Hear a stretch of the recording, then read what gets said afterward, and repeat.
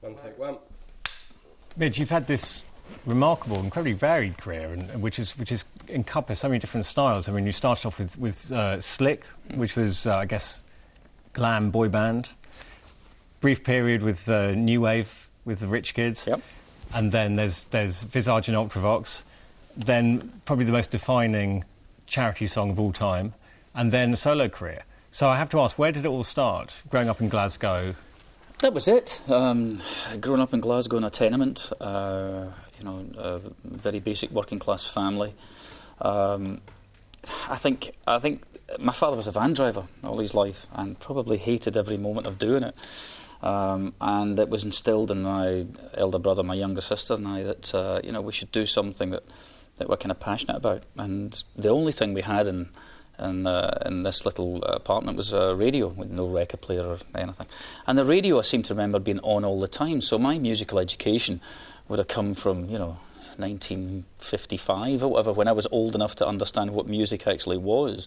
So it took a long time between hearing music and actually having the ability to be able to afford a guitar to actually start learning to play music. Okay, so you didn't have, it wasn't a piano in the corner, you weren't going to music lessons, you weren't at the conservatoire? Couldn't afford them, no. Right. no. Nothing like that? No piano. I think my grandmother had a piano, and I think Can You Wash a Sailor's Shirt was the tune of the day, in fact the tune forever. And the idea of having an instrument was way, way beyond us. So about the radio, this was the educational tool, in a sense, this is how you discovered music? It was. It's probably the best way of discovering music, simply because it's real and it was varied. Back then it would have been the light programme or the home programme or something. It was way before the likes of pop radio, and you were given a bit of everything from Ella Fitzgerald right through to whatever the flavour of the day was. One of my outstanding memories was hearing things like Telstar, instrumentals, or even as far back as Sleepwalk by Santos and Johnny. These beautiful, haunting, atmospheric tunes, but very middle of the road. So you got this very kind of Catholic taste when it came to music. You've encompassed everything because that's what you were subjected to. Even then, did you think, well, this is something I could do? I may be living in this tenement block in Glasgow, but I could be making songs that could be appearing on this radio station. I think long before I thought I could make songs, I think that sounded like hard work to me. I think the idea of being on Top of the Pops or being on TV or up on the big screen with a guitar was great for a variety of reasons. I think the main one, if I'm going to be brutally honest about it, was that you might become appealing to the opposite sex as opposed to being this kind of Glasgow geek.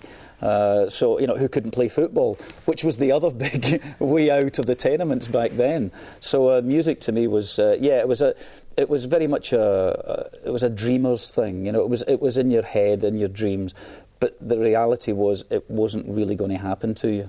How did you get started? I think, like anything, you sit there and you dream of what you could do, and again, it was all very lofty heights.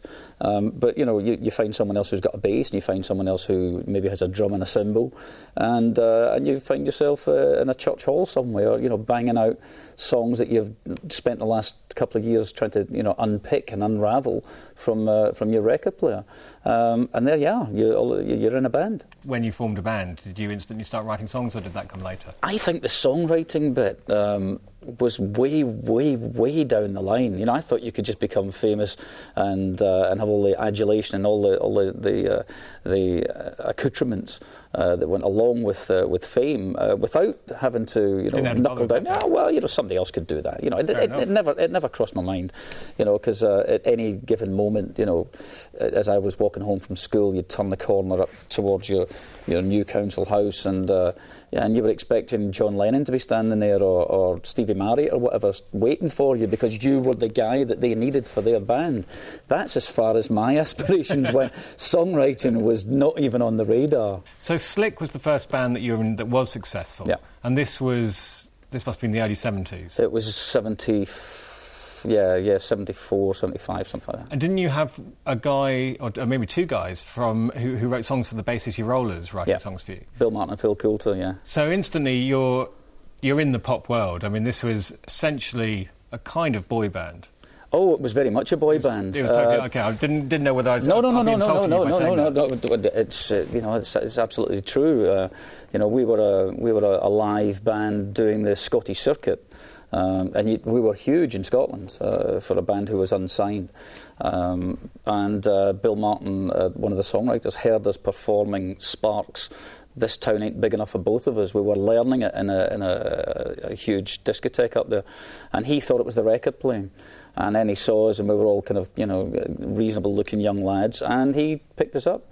And we were naive enough to think, well, eventually, we'll go and do his song, and then we'll be able to do our own songs. And of course, it doesn't work that way. Once you're tarred with that brush, it's very, very difficult to shake it off. But you did shake it off, and then really went the opposite direction. This was a new wave, the Rich Kids, which was Glenn Matlock, who was the founding member of the Sex Pistols, who then, when he left, he formed the Rich Kids.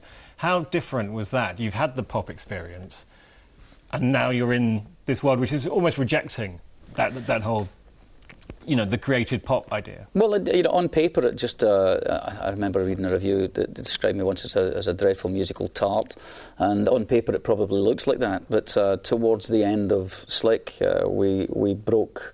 the recording contract. We couldn't handle the bubblegum songs anymore. Fortunately, a music journalist, Caroline Coon, had seen Slik perform in London, and she was very much involved in the whole new wave element that was going on.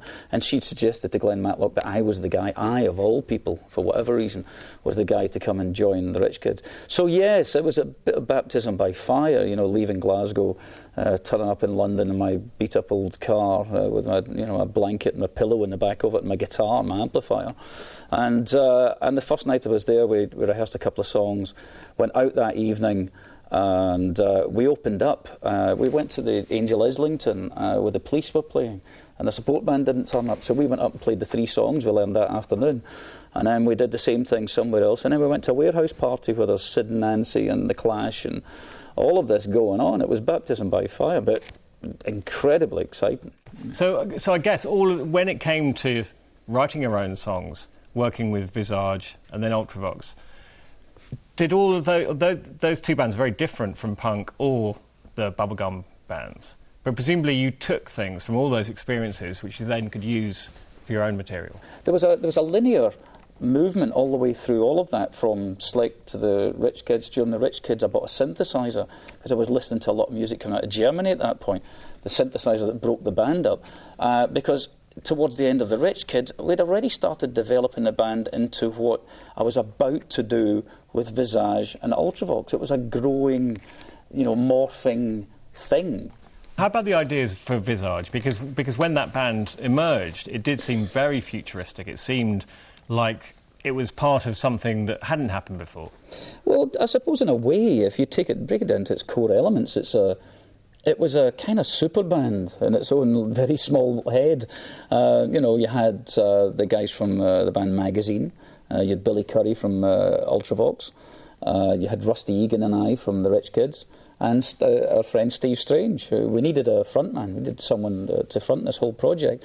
And the whole thing was born out of the desire to make modern kind of electronic dance music. Not black soul, funk, Americanized stuff. This was European, electronic dance music. And all we wanted to do was create it for the clubs that we were hanging out in at the time, which was like, Billy's and the Blitz. And we created something that was kind of groundbreaking. It went way beyond, the little club in, in Soho or wherever it was, and started, moving out into the high streets, and this whole explosion happened, this whole thing happened, just because we had a couple of ideas. But that's how music should be. It should be naive. Naivety is a major, major part of writing, of creation. If you sat and analysed everything you were thinking or hoping to do, you'd never do it. To an extent, Fade to Grey came out of this world you've been talking about, this small, kind of elitist, very fashionable London world. How was the song written? Was it written on this new technology, or could you just do it on a guitar? It was an oddity, actually. When we'd put the concept of the whole Visage thing together, we knew which musicians we wanted. But in order to survive, we were all working with other bands.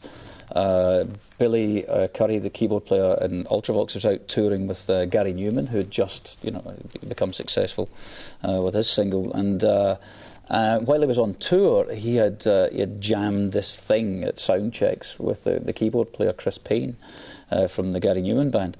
And I was in the studio working on the ideas for Visage, the Visage album. We realised that 6 months into this project, we didn't have enough songs, we didn't have enough material to fill the Visage album. And I knew that Billy had done this jam thing with Chris Payne, and I loved this instrumental that he'd done, which was the core of Fade to Grey. So he gave me the tape, and I went off that afternoon and wrote the lyrics and the top line, the melody. And lo and behold, Fade to Grey was born. So it wasn't something that started from a lyrical idea, which most songs usually do. It came from an atmosphere that was created by those two guys, this haunting mid-European feel, this bizarre dance, atmospheric thing, dance instrumental. And it grew from there. So I used the atmosphere it created to put pictures in my head, and I wrote the pictures down, about the train station and the lonely man and the poster and the suitcase by his side and all of that, this whole idea of travelling and moving and not knowing quite where you were going. So it was a bit of an analogy for what we were actually doing at the time. We were creating something new but didn't quite know what it was we were creating. So it came from atmosphere? It did didn't come from an idea? No, but I suppose the atmosphere came from the modern technology. So in a way it came from the synthesizer. It was a synthesizer song. Now you've got a guitar in front of you, which is very old technology, essentially, and hopefully we're going to convince you to play Fade to Grey on it. Sure.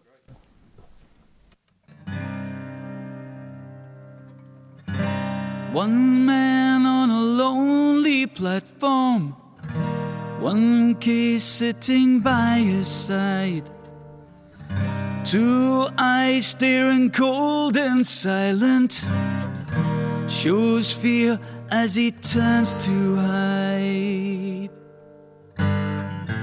Oh, we fade to grey.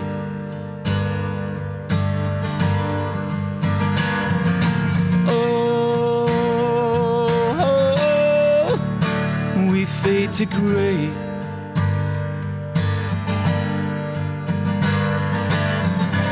Feel the rain like an English summer, hear the notes from a distant song, stepping out from a backdrop poster, wishing life wouldn't be so long.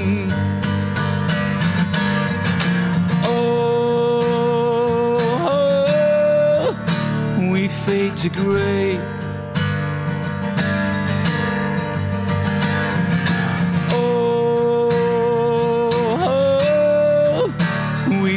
To grey.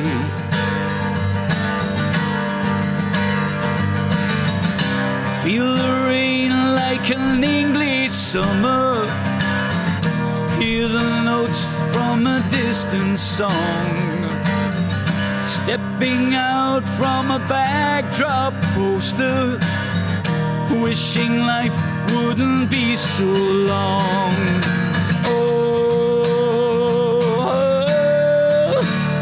Fade to grey. Oh, we fade to grey. Oh, we fade to grey.